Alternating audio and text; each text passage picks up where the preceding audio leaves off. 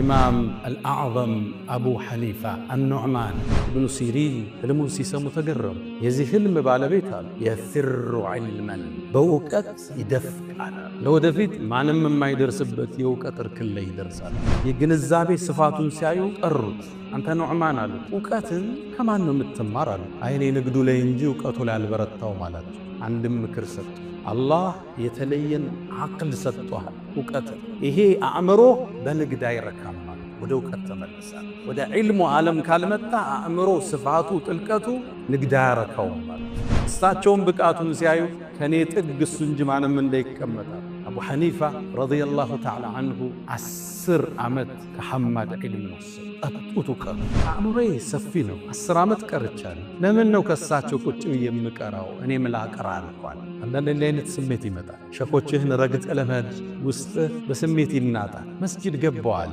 ጆን በሪጅ ላቀራ ልክ ስገባየዋቸው ልቤ መሸከም አልቻለም እሳቸው መናጣ ስራቸው መጥቼ ቁጫለ ሳስተምር ፈትዋ ይመጣልኛል መልስ ሰጣለሁ ወደ 60 የሆኑ ከባድ ጥያቄዎች መጡልኝ መልስና ጽፈው ነበር ከዛም ከሁለት ወር በኋላ ሸፌ ሲመለሱ የተጠየቁትን ፈትዋና መልሱን አሳየዋቸው 40 ጋር ተስማማና 20 ግን ተሳሳህናል አሃ ይቀረኛል ሐማድ እኮ ከሞቱ በኋላ ሸኼ ይላል ሶላትን አልሰገድኩም ለሱ ከወላጆቼ ጋር ሲፋር የጠየቁለት ይዋል ዛሬ ከስርህ ቁጭ ብሎ ተመሩ ምናልባትም እስልምናን ካንታውቆ አንተን ቲክቶክ እና ፌስቡክ ላይ አውጋጅ ወጣቱ ሸኾቹ ሲሞቱ ሙስተራሁ ምን ተገላገልናቸው እሚል ትውልድ ስናይ አቡ ሐኒፋን እንዴት እንደተምሳሌ ታናለ አቡ ሐኒፋ አላህ የተለየ ዕውቀትን ብቃት ይሰጣቸው ይሄን ዕውቀት ይዘውጡና ፍቅህ የሚባለውን ትምህርት መሰረቱን ጣሉ ማንም እኮ ይላሉ ኢማም ሻፊዒያ መዝሐብ መስራት ናቸው ማንም ሰው ስለ ፍቅህ ከተማረ የአቡ ሐኒፋ ጥገኛ ቢሆን አቡ ሐኒፋን አግኝተው ታውቃለህ አልኳት አዎን አንድን ሰው ተመለከትኳሉ ተከራክሯቸው ነው ቆሞ አቡ ሐኒፋ እኮ ቢፈልግ ይሄን የመስጂዱን ምሰሶ ወርቅ ነው ቢልህ በመረጃ ያሳምናል ሎጂክ ላይ ይችላልቸዋል ሰው ሊከራከራቸው ሲመጣ ሁለት መስፈርት ያቀርባሉ በቁርአን ታምናለህ በቁርአን እንከራከረ ይላል በቁርአን ካላመንክ ደግሞ በሎጂክ እንርታ ይላል ቁጭ አርገው ያሳምናል ቃዲው ምን ነከዋል እዚህ ክስተት ላይ እኮ 6 ነገር ተሳስቷል ተመልከቱ 6 ነገር አንደኛ እብድ ሰው አይገረፍም ሶላትንም አላህ ትተወለታል አይደለም ግርፋት ሁለተኛ መስጂድ ላይ ነው ይገረፋል መስጂድ ላይ ሰው አይገረፍም ሶስተኛ አቁሞ ነው ይገረፋት ሴቶች ቁጭ ብለው ነው የሚገረፉ አራተኛ ከሳሽ መገኘት አለበት ዝሙተኛ የተባሉት ወላጆቹ ቆመው እነሱ ነው ግርፋቱን የሚያዩ ይሄንም አራተኛ ተሳስቷል አምስተኛ ሁለቴ ነው ይገረፋት ለሁለቱ ብሎ አንድ ሰው ህዝብ ቢሳደ በህዝብ ልክ ይገረፋል ስተት ነው አንዴ ነው የሚገረፈው የሚያስገርፍ እንኳን ሁለቴ ቢገኝ አሉ ስድስተኛ ስተቱ አንዴ ተገርፉ ቆዳው ሲጠግግ ነው ሌላ ግርፋት ይደረግ አንድ ክስተት 6 ስተታው አቡ ሐኒፋ ዕልም ብቻ አልነበረም አቢድ ነበር ስለ ዒባዳ ሲጠየቅ እሳቸው የሚያል ሰጋጅ ካነ ይሰማ ወትር ምሰሶ ነበር የሚባሉት አቡ ሐኒፋ ለሊት ቆመው ሲሰግዱ ከማርዘማቸው የተነሳ ምሰሶ ይሏቸው መዝሃብ የሌለው ትውልድ ዕውቀትን ከራሱ የጀመረ ትውልድ ያን ሁሉ ፕሬዠር ያን ሁሉ ድል የረሳ አዲስ ትውልድ ወላሂ አካዱ አጅዝም ይላል በአላህ ይሁንብኝ እኮ ልቆርጥ ወስናለሁ ان الحق المبين لا يخرج عن المذاهب الاربع እውነተኛው ሐቅ እኮ ከአራቱ መዝሃቦች አይወጣም እነዚህ መዝሃቦች ትላልቅ ስኩል ኦፍ ቶት ትላልቅ አስተምህሮት ዑለማው ሁሉ ዕውቀቱን ያፈሰሰበት ትምህርት ማለት አልহামዱሊላህ بنعمته تتم الصالحات وبفضله تتنزل الخيرات والبركات وبتوفيقه تتحقق المقاصد والغايات الحمد لله خير ما استفتح المتكلم بكلمه وأفضل ما فاح ناطق بفمه رب حمدا ليس غيرك يحمد يا من له كل الكائنات تسجد أبواب غيرك ربنا قد أوسدت ورأيت بابك واسعا لا يوصد يا من كلما نودي أجابا ومن بجلاله ينشئ السحابا ويا من كلم الصديق موسى كلاما ثم ألهمه جوابا ويا من رد يوسف بعد در إلى من كان ينتحب انتحابا ويا من اختار آل عمران وجازاهم بما قدموا الثواب. ويا من آوى أهل كهف وأدناهم إليه قربا، ويا من خص أحمد بالصفاء وأعطاه الرسالة والكتابا. أتيتك راجيا يا ذا الجلال ففرج ما تراه من سوء حالي. عصيتك ربي ويلي بجهلي، وعيب الذنب لم يخطر ببالي. لعمرك ليت أمي لم تلدني، ولم أوضدك في ظلم الليالي. فها أنا عبدك العاصي فقير إلى رحماك فاقبل لسؤالي. أشهد أن لا إله إلا الله ولي الصالحين وحده لا شريك له، له الملك وله الحمد وهو على كل شيء قدير. عز وارتفع، على العرش استوى، له ما في السماوات وما في الأرض وما بينهما وما تحت الثرى. وإن تجهر بالقول فإنه يعلم السر وأخفى. الله لا إله إلا هو، له الأسماء الحسنى. وأشهد أن سيدنا وإمامنا وقرة أعيننا محمدًا عبد الله ورسوله، وخيرته من خلقه وآمينه على وحيه. فبلغ من ربه الرسالة وأدى الأمانة ونصح الأمة، وتركنا على المحجة البيضاء ليلها كنهارها لا يزيغ عنها إلا هالك. فصلوات الله وتسليماته عليه ما اتصلت عين بنظر ووعت أذن بخبر، وسلم تسليما كثيرا. أغر عليه للنبوة خاتم من الله، نور يلوح ويشهد، وشق له من اسمه ليجله. فذو العرش محمود وهذا محمد، نبي أتانا بعد يأس وفترة من الرسل والأوثان تعبد. فأمسى سراجا مستنيرا وهاديا يلوح كما لاح الصقيل المهند. فأنذرنا نارا وبشر جنة وعلمنا الإسلام، فالله نحمد. عباد الله، أوصي نفسي الخاطئة وإياكم بتقوى الله. ولقد قال تعالى: ولقد وصينا الذين أوتوا الكتاب من قبلكم وإياكم أن اتقوا الله. يا أيها الذين آمنوا اتقوا الله وقولوا قولا سديدا يصلح لكم أعمالكم ويغفر لكم ذنوبكم، ومن يطع الله ورسوله فقد فاز فوزا عظيما. يا أيها الذين آمنوا اتقوا الله حق تقاته ولا تموتن إلا وأنتم مسلمون. أيها المباركون، اليوم نتحدث عن سير أئمة الأعلام وعن مصابح الدجى ونور الهدى. زاري الله فكادك هنا كلمة بزوس لهونوت عن جزوف سبقنا نسالف. يا أئمة ሁሉ አባት የተለየ ክብርና ስም የተቸራቸው ከሳቸው በኋላ ሁሉ የመጡ ኢማሞች ኢማሙል አዕዘም ታላቁ መሪ ታላቁ ኢማም ስላሏቸው ትልቅ ስብዕና ገጾችን እንገልጻለን። ገጻቸው ብዙ ነው።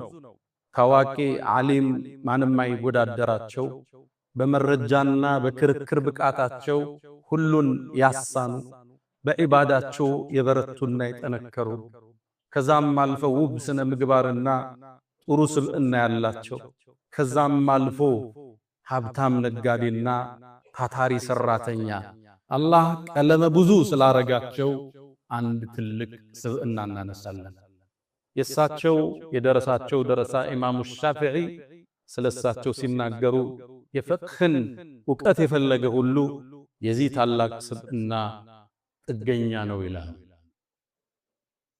እብኑ ኹልዱን ታዋቂው የታሪክ ጸሐፊ ስለዚህ ታላቅ ስብዕና ሲናገር የፍቅህ ዕውቀታቸው የሚደረስበት አይደለም ሲል ምስክርነቱን ይሰጣል።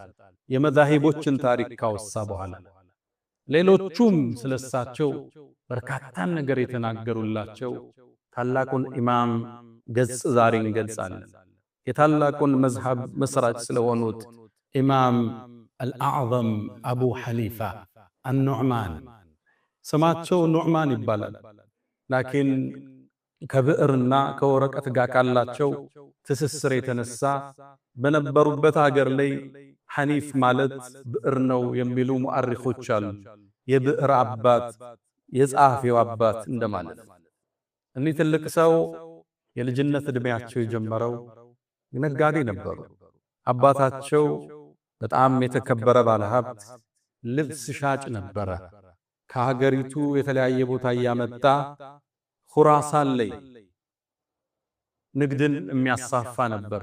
በሂደትም ኩፋ የምትባለው የኢራቋ ከተማ አለች። አሁን ከባግዳድ ሰሜናዊ አካባቢ የምትገኝ ከተማ አለች። እዛ ላይ ታዋቂ ንግድ ቦታ የነበራቸው ትልቅ ባለሀብት ነበሩ። ልጃቸውም ኑዕማን ገና በልጅነቱ ከአባቱ ጋር ንግዱን ተያያዘ። በልጅነቱ ሀብትም ማካበት ቻለ። ታዲያ ወደ ዒልም የመራውን አንድ ክስተት ህይወቱ ላይ መጣ። ኑዕማን ይሄ ወጣት አንድን ህልም አየ። ኸጢቡል ባግዳዲ ታሪኩን ያወሱታል። ይሄ ኢማም አቡ ሐኒፋ የወደፊቱ ታላቁ ኢማም የዛሬ ወጣት ኑዕማን አንድን ህልም አዩ። የነቢዩን ዓለይሂ ሰላቱ ወሰላም ቀብር ሲቆፍሩ አየ። ይህን ህልም ሲያይደነገጠ ምን ሊያወጣ ይሆን? ይህን ህልም ለማስፈታት ወደ እብኑ ሲሪን የሚባሉ የዘመኑ ታላቅ የህልም ተንታኝ አሉ። ወደ እሱ ላኩባቸው። እብኑ ሲሪን ህልሙን ሲሰሙ ተገረሙ። የዚህ ህልም ባለቤት አሉ የፊሩ ዒልመን በእውቀት ይደፍቃል። ለወደፊት ማንም የማይደርስበት የእውቀት እርክል ላይ ይደርሳል። አቡ ሐኒፋ ይህን ሲሰማ ደስታ ተሰማው። ግን አሁንም ንግድ ላይ ነው። 10 ዓመት ሳይሞላው ቁርአንን ቢያሐፍዝ በልጅነቱ ትንሽ ዕውቀትን ቢፈልግም የዕውቀት መስክ ላይ አልገባ። 22 ዓመት አካባቢ እንደሆነው እየተመላለሰ ስለ ንግድ ፈትዋ የሚጠይቃቸው ሻዕቢ ሊባሉ ሸኻል ይጠይቃቸዋል። ንግድ ሲከብደው ፈትዋ ይጠይቃቸዋል፣ ማብራሪያ ይጠይቃቸዋል። ያጠያየቅ ብቃቱ የግንዛቤ ስፋቱን ሲያዩ ጠሩት። አንተ ኑዕማን አሉት፣ ዕውቀትን ከማን ነው የምትማር አሉት። አይኔ ንግዱ ላይ እንጂ ዕውቀቱ ላይ አልበረታው ማለት። አንድም ምክር ሰጡት። አላህ የተለየን አቅል ሰጥቷል፣ ዕውቀት። ይሄ አእምሮ በንግድ አይረካም ማለት ወደ ዕውቀት ተመለሳል። ወደ ዒልሙ ዓለም ካልመጣ አእምሮ ስፋቱ ጥልቀቱ ንግድ አያረካውም ማለት። ይሄን የሳቸው ምክር ሰማና ወደ መጀመሪያው ሼኽ ሐማድ ወተባሉት ዒልምን ለመቅራት በ22 ዓመቱ መጣ። ተቀመጠ። አእምሮ ብሩህና ሰፊ ነው። ሐማድ የሚያስተምሩትን ትምህርት ሙሉ ይሸመድደው ነበር። የሳቸው ተማሪዎች ሲረሱት እሱ ነበር የሚያስታውሰው። እሳቸውም ብቃቱን ሲያዩ ከኔ ጥግ እሱ እንጂ ማንም እንዳይቀመጣል። አቡ ሐኒፋ ረዲየላሁ ተዓላ ዐንሁ 10 ዓመት ከሐማድ ዒልምን ወሰዱ። ጠጡት ዕውቀቱ። በዛ ብስለታቸው ዕውቀቱን ሰበሰበ። ከ10 ዓመት በኋላ ይላል ዕውቀትን ከሰበሰብኩ በኋላ አእምሮዬ ሰፊ ነው።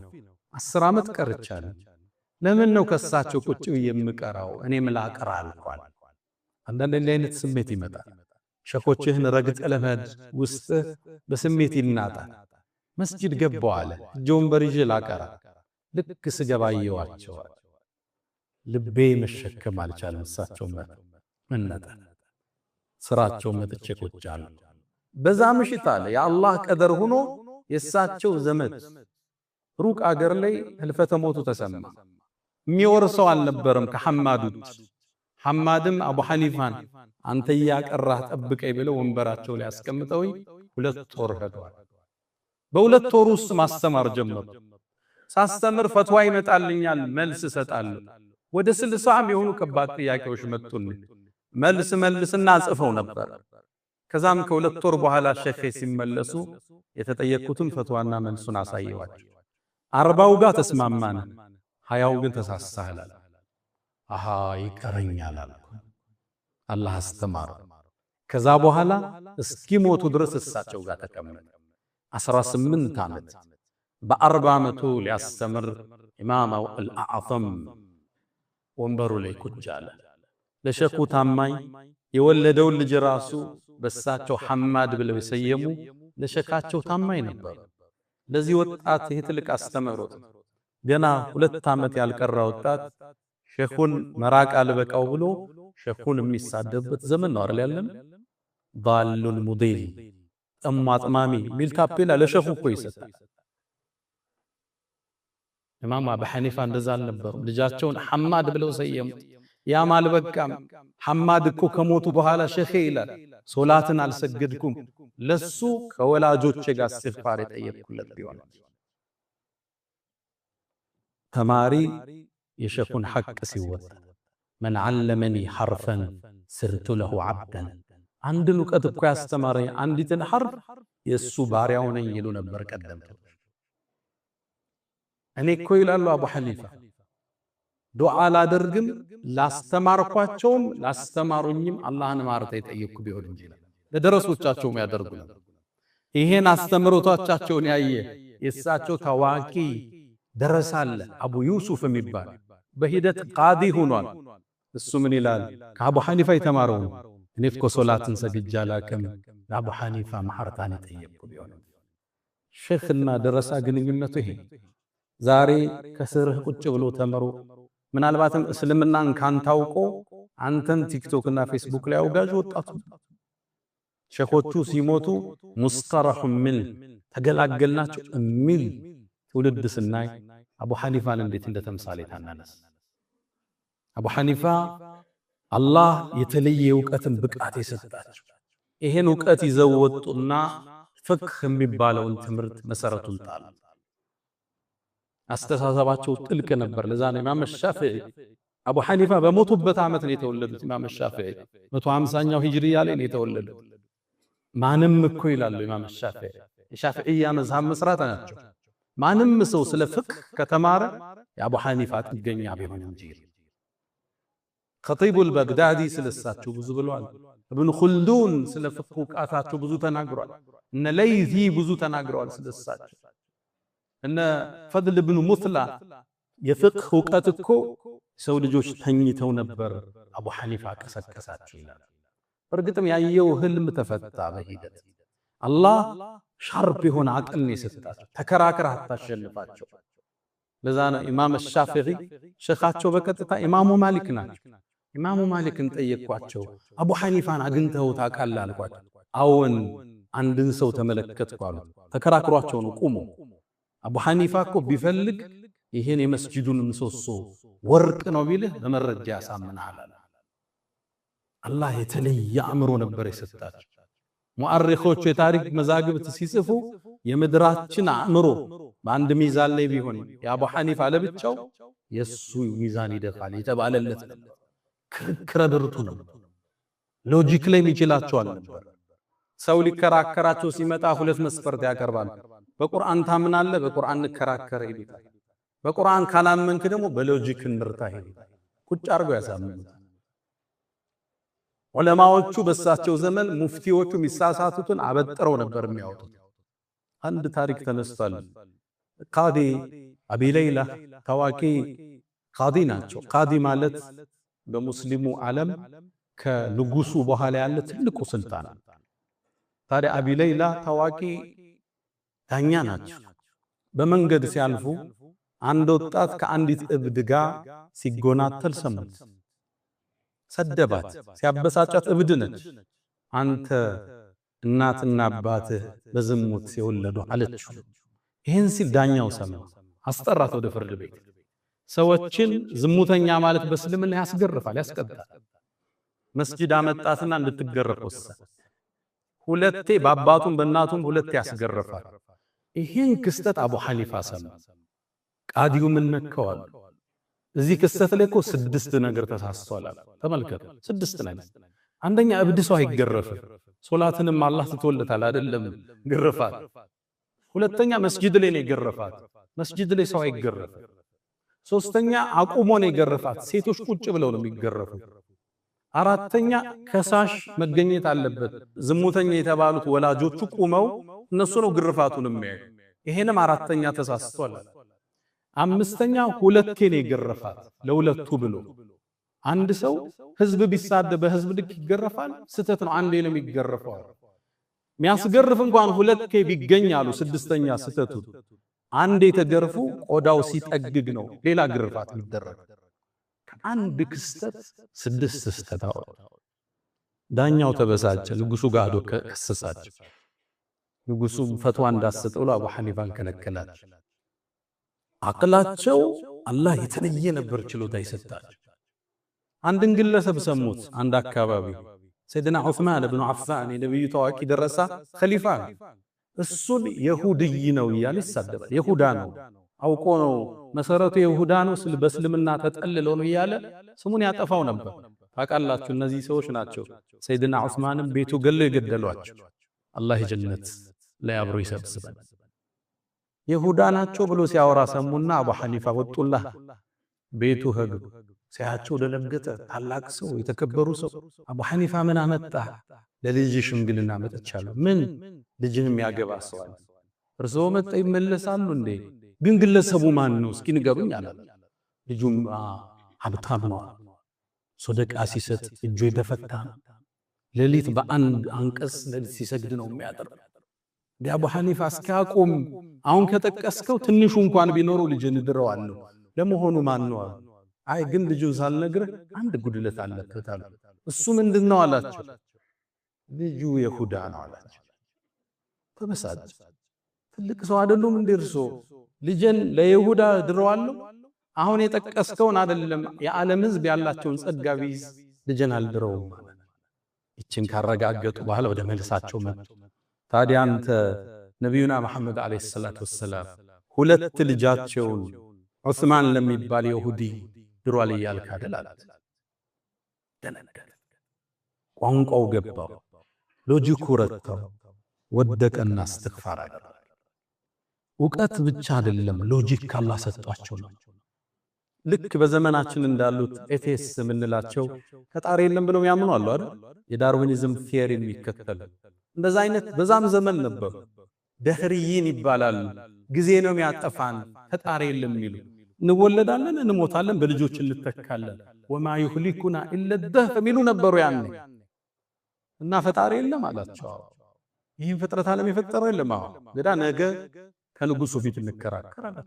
ቀጠሮ ያዙ። እነዚህም በቁርአን አታሳመናቸውም። ቁርአንን ባወረዱ አላህ ስለካዱ ቀጠሮ ያዙ። አቡ ሐኒፋ በቀጠሮ ሰዓት አረፈዱ። ጠበቋቸው፣ አረፈዱ። ፈርቶ ነው የቀረዋል። ከዛ አረፋፍደው ደረሱ። ንጉሱ ጠየቀ። ኃላፊ ምን ነካ? ምን ነው ዘገየ? የገጠመኝ ልንገራችሁ። ህዝቡ ተሰብስቧል። አቋርጬ እኮ ወንዙን ልመጣ ስል ትልቅ ዝናብ ዘነበ፣ መብረቅም ጣለ። የመብረቁ ጨረር ዛፉን ቆረጠው አለ። የዛፉ እንጨቶች ወንዙ ላይ ወደቁ። ከዛም እንጨቶቹ ተገጣጠሙና መርከብ ሰሩዋል። ከዛ መርከቡ ላይ ወጣው ማዕበሉ እያናወጠኝ እናንተ ጋር መጣኝ አለ። እነዛ ተከራካሪዎቹ አሳከና አቡ ሐኒፋ እንዴት ነው እሺ ዛፉን ቆርጦ ጣሉ፣ ተገጣጥሞ እንዴት ነው መርከብ የሚሰራ? አይሰራም አላቸው። ታዲያ ይሄ የምታዩት ፍጥረት ዓለም ፈጣሪ የለው ማለት ነው። የመርከቧ መገጣጠም ከገረማችሁ የሰማይ አዘርጋግ፣ የመዘር አነጣጠፍ፣ የፀሐይ አወጣጥ አገባብ፣ የሰው ልጅ ህይወት መነሳቱ፣ መተኛቱ፣ ማደጉ፣ ከማህፀን መውጣቱ ይሄ ሁሉ ሰር የለው ማለት ነው። እጅ ሰጡ ለአቡ ሐኒፋ። አቅሉን ወቃድ እንዲህ አይነት ስለ አእምሮ በሰው ልጆች ታሪክ አላለፈ ነው የሚባለው። ማንም መጥቶ ሺዓዎቹ ይመጣሉ ተከራክረው ነው የሚያሸንፏቸው። እሳቸው ጋር መጥቶ እጅ ሰጡ ያለ ሄደ። በእስልምና ታሪክ የተለያዩ እንትኖች ተከስተዋል። ግሩፖች ብልጭ እያሉ የሚጠፉ ኸዋሪጆች አሉ። እነዚህ ኸዋሪጆች አልይና ሙዓዊያ መሃል የተፈጠረ ክፍተት ነበር። ሁለቱም ሰሃባዎች አመራሮች ነበሩ። ያኔ ልዩነት ሲፈጠር እንዲዳኝ ሰው መረጡ መሃላቸውና ሰው በሰጠው ዳኝነት ተለያዩ፣ ተስማሙ። እቺን ይዘው እንዴት ኢንል ሁክሙ ኢላ ሊላህ ፍርድ ለአላህ እንጂ ሰው ይፈርዳል እንዴ ብለው አውግዘው ይኖራሉ። ሁለቱንም አክፍረው ሁለቱንም ከሃዲናቸው ብለው ተተዋቸው። አቡ ሐኒፋ ጋር መጣ። ለምን መጣህ? ልከራከር አልይና ሙዓዊያ ውስጥ የነበረው ልዩነት በሰው ዳኝነት ይበቃል እያልክ አይደል አለ። አይበቃም አለው። ታዲያ እንከራከር ቁጭ በላል። ቁጭ አለ ደስ ብሎ። እሺ እኔ እናንተ እንወያያው፣ ግን ስንወያይ በሐሳብ ብንለያይ ማን ይዳኘናል? የፈለከው ምረጥ አለ። ከጎኑ ጓደኛው አለ። እኔ አንተ ጓደኛ ቢዳኘን ደስ ይለኛል፣ ምን ትላለህ? ጓደኛው ስለሆነ ደስ አለ። እኔ መስማማለሁ አለ። ከዛ አሸነፉት። አዚው በእኔና አንተ መሃል በዲል ልንወያይ ጓደኛ ዳኛ እንዲሆን ከወሰንክ በአልይና በሙዓዊያ መሃል ዳኛ ቢገባ ችግሩ ምንድነው? ፊቱን አዙሮ ወጥቶ አቅሉን ወቃድ። ይሄ ኹጥባ ይበቃም፣ ታሪካቸውን ዘርዝርላል። አላህ የመጠቅ አስተሳሰብ ሰጠን። አመለካከታችሁ ጥልቅ ነው። እንደዚህ አይነት አስተሳሰብ ሲጠብባቸው ወደ ሶላት ወደ ኢስቲግፋር ይመለሱ ነበር። ወንጀል ነው ዕውቀቴን የዘጋው የሚሉ ነበር። ሶላት ኢስቲግፋር አድርገው ነበር የሚነሱት። አቡ ሐኒፋ ታላቅ ኢማም አልአዕዘም፣ ለዚህ ትውልድ ሞዴል ልናረጋቸው እንሻለን። አሁን የመዝሃብ ትምህርት ተረስቶ የታላላቆቹ ሲራ ተደምስሶ ተራ የሆኑ መሻይኾች እንደ ሞዴል በተያዙበት፣ ተራ የሆኑ ኡስታዞች እንደ ሞዴል በተያዙበት ዘመን ከምንጩ ከስሩ ታላላቆችን ለዚህ ትውልድ ልናስተዋውቅ ግድ ይለናል። አቡ ሐኒፋ ዕልም ብቻ አልነበሩም፣ ዓቢድ ነበሩ። ስለ ዒባዳ ሲጠየቅ እሳቸውም ያህል ሰጋጅ የለም። ካነ ዩሰማ ወተድ፣ ምሰሶ ነበር የሚባሉት አቡ ሐኒፋ። ሌሊት ቆመው ሲሰግዱ ከማርዘማቸው የተነሳ ምሰሶው ይሏቸው ነበር። በአንድ የቁርአን አንቀጽ ሙሉ ሌሊት ሊያድሩ ይችላል።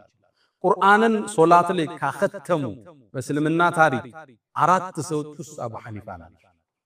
ዑስማን ብኑ አፋን ቆመው አختመዋል። ተሚሙን ዳሪ ቆመው አختመዋል በአንድ ሶላት። ሰዒድ ብኑ ጁበይር አختመዋል። 4ኛው አቡ ሐኒፋ ናቸው። ልብ ብላችኋል። ረመዳን ላይ በ3 ጁዝ እንቆም ይሆናል ማለት 30 ጁዝ እንዴት ሰው ይቆማል? አላህ ወቅቱ እንዴት ነው የባረከላቸው? በአንድ ሶላት ሙሉ ሌሊት፣ አንዳንዴ በአንድ አንቀጽ ረጅም ጊዜ ይቆያል። በልሳዓቱ መውዒዱሁም ወሳዓቱ አድሃ ወአምር፣ ያለቀሱ ስለ ቂያማ ያስተውሱ የሚያድሩበት ምሽቶቹ ረጅም። ደኸልቱል ኩፋ ይላል ለይሲ የሚባል ታዋቂ ዓሊም፣ ኩፋ ሀገር ገባው ኢራቅ አካባቢ ስገባ እዚች ሀገር ላይ ዛኪሩ ዓቢዱ ማን ነው አልኳቸው ይላል። ወደ አቡ ሐኒፋ አመላከት። ዒልም አለ፣ ዒባዳ ደሞ አለ። ብዙ ጊዜ ይነጣጠላል። አንዳንዱ ዒልም አለው ጥሩ ነው ትላለህ፣ ቁርአን ላይ ደካማ ይሆንብሃል። ተሐጁድ ተነስቶ የመስገድ ሰኞና ሐሙስ የመጾም ድካም ታያለህ። ጿሚ ነበሩ፣ ሰጋጅ ነበሩ። አቡ ሐኒፋ ዒባዳቸው የበረታ ነበር። ለአላህ ያላቸው ፍራቻና ጥንቃቄ ጥልቅ ነበር። በጣም አላህን የሚፈሩ፣ የሰውን ስም ለማንሳት የሚሰቀቁ ነበሩ። አብዱላህ ብኑ ሙባረክ ሱፊያን ሱሪን ጠየቅኳቸው ይላል። እኔ አቡ ሐኒፋ ጋር ቁጭ ብዬ ስለ ሰው ሲያነሳ ሰምቻ ያው አላቅም አልኳቸው። ስለ ጠላቶች ስለሚያወግዙት ሰው እሱ እኮ ያለውን መልካም ስራ ሰዎችን በማንሳት ከማስወሰድ እኮ የበሰለ ነው አብኝ ይላል።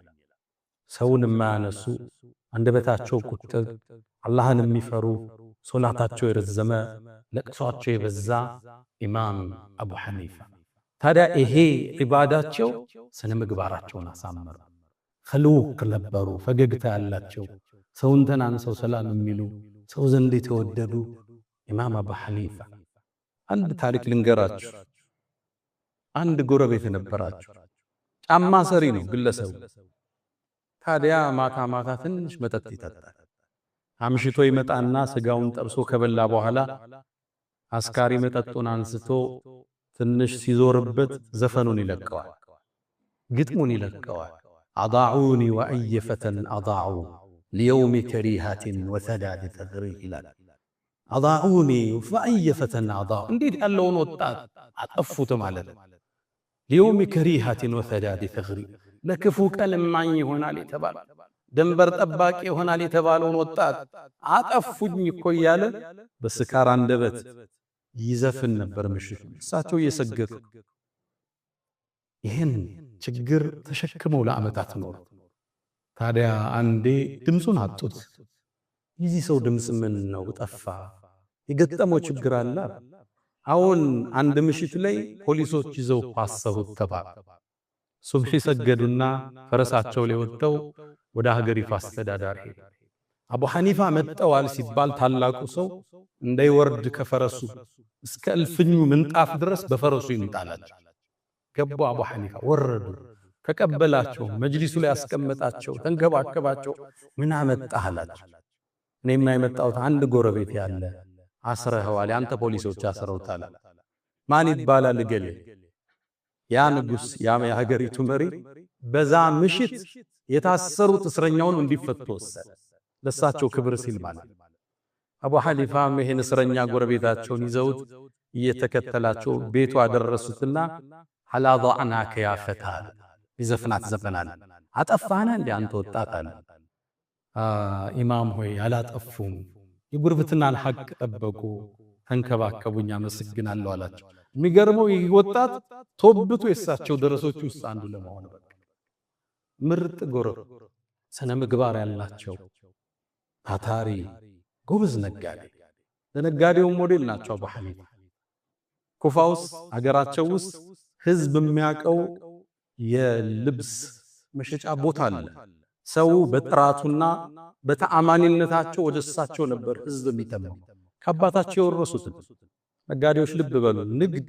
ልጅ ካላስቀጠለው ለትውልድ አይተር ልጅን እስር እዛው የኮተኮትኩ ያስተማርከው የአባቱን ሌጋሲ ታሪክ ያስቀጥላል አባታቸው ነው የከተቷቸው እሳቸው ቤት መጣህ አማና ተጠብቆ ነው በትነግድ ውሸት የለም እሳቸው ቤት የታወቀ ቤት ነው ጥራት አለው ፌክ ነገር አይሸጥም የቻይናውን የጣሊያን አይባልም እሳቸው ቤት ታማኝ ነበር ትርፍን ማግበስበስ የማይወዱ ጓደኛቸው ሊገዛ ሲመጣኛ ከጓደኛ እናተርፍም በገዛ ነው ወሰደው ቢሉ ቸርም ነበር የተለየ ክፍተት ካዩ ሙሉን ብር ሰደቃ ነው የሚሰጡት አንዴ ለአገልጋያቸው ዛለ የሚሰሩት ይሄን ዕቃ ስትሸጡ ብዙ ዕቃ ይሄኛው ጉድለት አለው ክፍተት አሳይታችሁ ሽጡ አሏቸው እነሱ ረሱትና ሸጡት ዕቃው ክፍተቱን ተናገራችሁ አሏቸው ከብዙ ዕቃዎች ውስጥ አንዱ ነው አይረሳ ነው አሏቸው የሙሉን ዕቃ ንብረት ሰደቃ ሰጠ ወደ ውስጣቸው ሹብሃ እንዳይገባ ንግድ ሲነግዱ ብልጣብልጥ ነጋዴ ማለበት አራዳ ናቸው ስማርት ናቸው ግን ደግሞ አንዳንዱ ዕቃ ሲገዛ መረቁን ሁሉም ይሟጥጣል ትርፍ ለሰውየው የማይተው ማለት አንደ ገበያ ወጥቶ ዕቃ ሊገዟት ልብስ ይዛ መጣች ስንት ነው አለው 100 ብር አለች አይ ከዛ በላይ ያወጣል አለው እኛ ብንሆን 50 አርጊው ብለን እንቀበለው አንዳንዱ የተጋነነ ትርፍ 500% ይፈልጋል ያወጣል ከዛ በላይ አሏት 200 አለች ጨምር ያለው 300 400 ከዚህ በላይ ያወጣል አለ አቡ ሐኒፋ ያሾፉብኛል እንዴ አለች ሰው አመጡና ይሄ ዕቃ ስንት ያወጣል አለ 500 አላቸው 500 ከፍለው ገዛው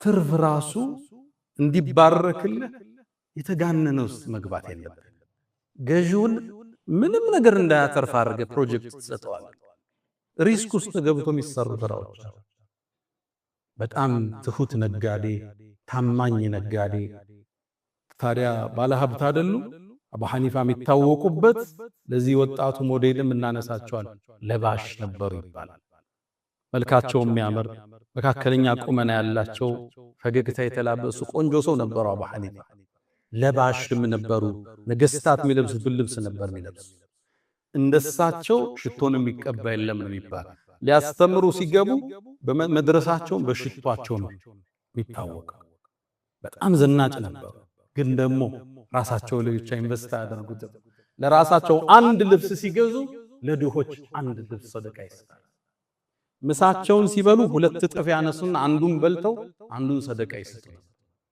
ሀብት እኮ ማያምረው ስታካፍለው ልበስ ላንተ ብራንድ መኪና ንዳ ብራንድ ልብሶችን ልበስ ተዝናና ግን ደግሞ አትርሳ ሌላ አካፍለው ስጠው በመልበስ ራሱ አትጸጸት የሰጠው ሰው ራሱ አይንና ሳይሆነ አካፍለዋል አንተ ትልቅ መኪና የ7 ሚሊዮን እየነዳ ቤተዘመድ ጓደኞች በእግራቸው መሄዱ ከሆነ የሀብት ጥቅም ምን ይሆናል ሌላውን አካፍለው የሚያድሩ ለሌላው ተቆርሰው የሚያድሩ ሀብታም ነጋዴ ታማኝ ነጋዴ ውብ ስብዕና ያላቸው በኢባዳቸው ይጸኑ የውቀት ማማለ የደረሱ ኢማም አቡ ሐኒፋ አላው ፈዓሉ الخيرات واستغفروا ربكم فطوبى للمستغفرين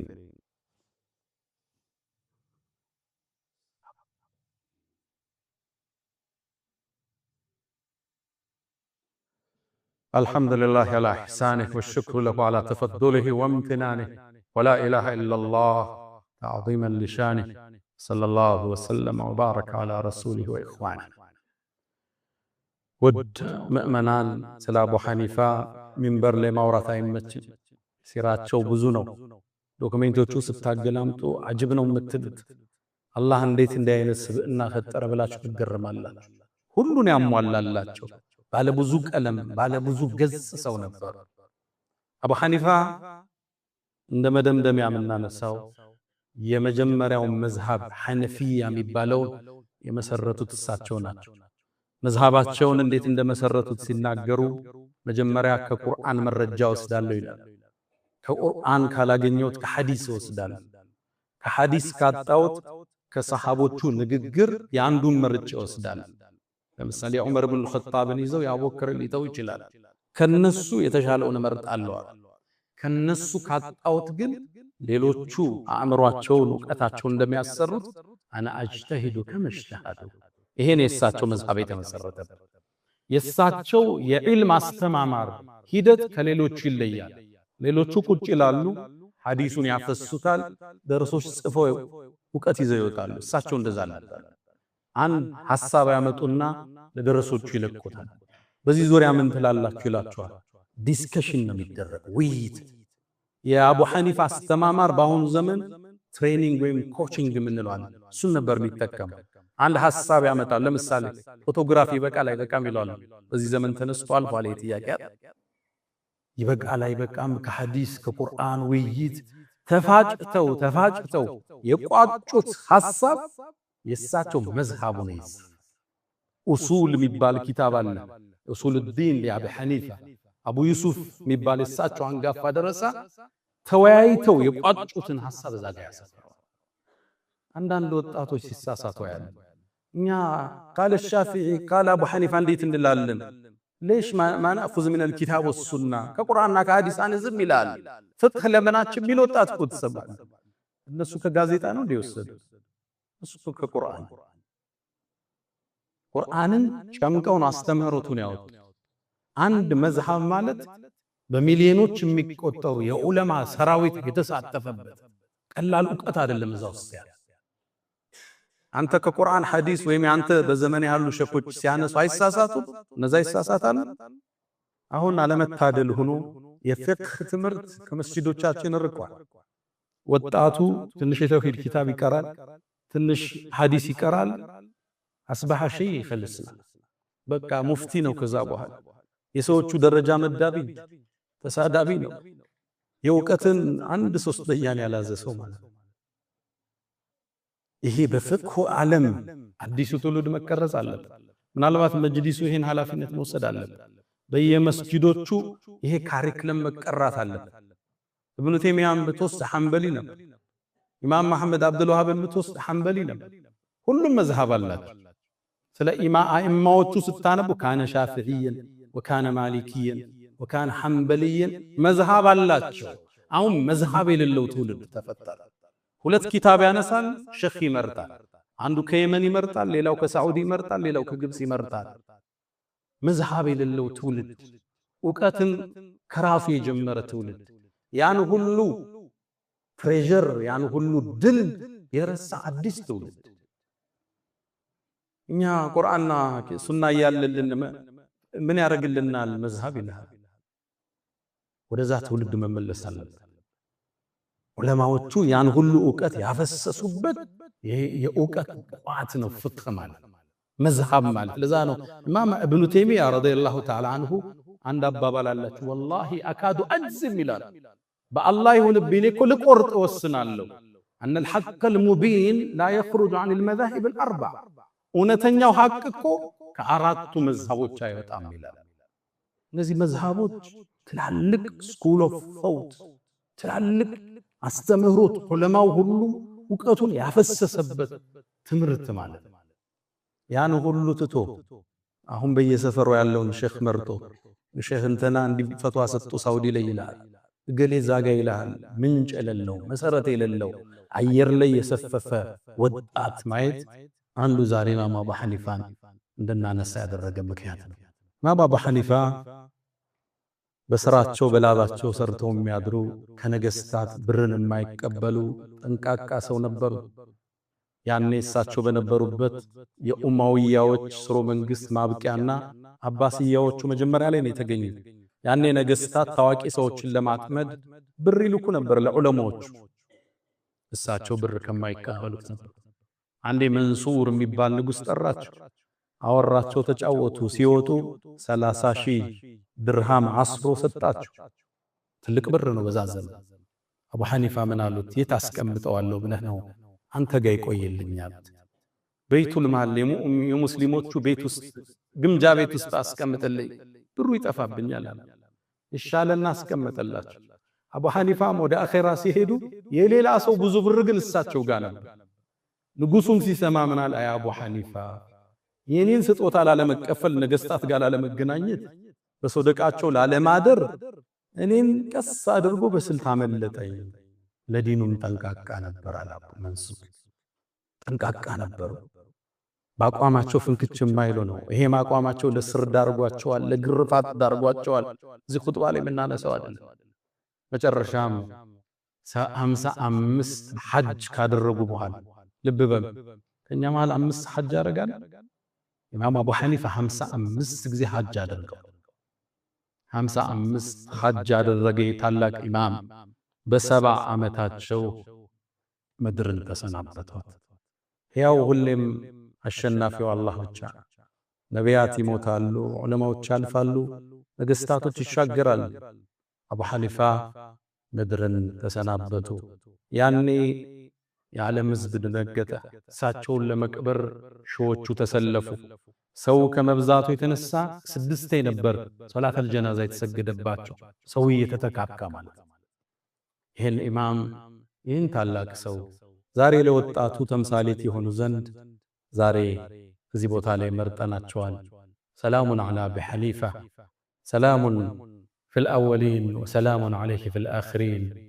ያ መን ቱሒቡነ ነቢየ ሙሐመዳ ሰሉ ዐለይሂ ወሰሊሙ ጡለል መዳ ወሰላቱኩም ወሰላሙኩም ኑረን ለኩም ቢአምሲኩም ወፊ የውሚኩም ወለኩም ገዳ። ኢነላሀ ወመላኢከተሁ ዩሰሉነ ዐለ ነቢይ ያ አዩሃ አለዚነ አመኑ ሰሉ ዐለይሂ ወሰሊሙ ተስሊማ። አላሁመ ሰሊ ዐላ ሙሐመድ وعلى آل محمد كما صليت على إبراهيم وعلى آل إبراهيم وبارك اللهم على محمد وعلى آل محمد كما باركت على إبراهيم وعلى آل إبراهيم في العالمين إنك حميد مجيد. اللهم أعز الإسلام والمسلمين وأذل الشرك والمشركين ودمر اللهم أعداءك أعداء الدين. اللهم إنا نعوذ بك من زوال نعمتك وتحول عافيتك وفجاءة نقمتك وجميع سخطك يا أرحم الراحمين. اللهم أعز الإسلام والمسلمين وأذل الشرك والمشركين. وسلام على المرسلين والحمد لله رب العالمين. فأقم الصلاة.